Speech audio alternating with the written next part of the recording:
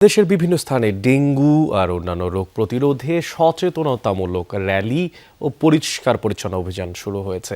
সকালে রাজশাহীর পবা উপজেলার গাংপাড়া খালে পরিচ্ছন্নতা কর্মসূচির উদ্বোধন করেন ভূমিমন্ত্রী মিজানুর রহমান মিনু।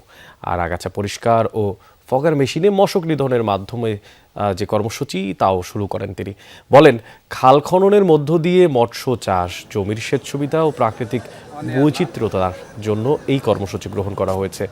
এদিকে লালমনিরহাটে পরিচ্ছন্নতা অভিযানের উদ্বোধন করেন দুর্যোগ ব্যবস্থাপনা ও ত্রাণ মন্ত্রী আসাদুল হাবিব দুলু।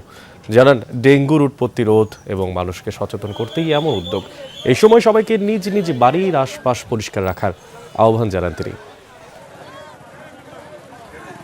কোথাও নোংরা আবর্জনা জমে না থাকে, পানি যাতে জমে না থাকে, ডেঙ্গুর উৎপত্তিটাকে বন্ধ করার জন্য আজকের আমাদের এই র্যালি। বাড়িতে, দোকানপাটে, রাস্তাঘাটে কোথাও কোনো পানি জমিয়ে না রাখে এবং কোথাও কোনো ময়লা না রাখে।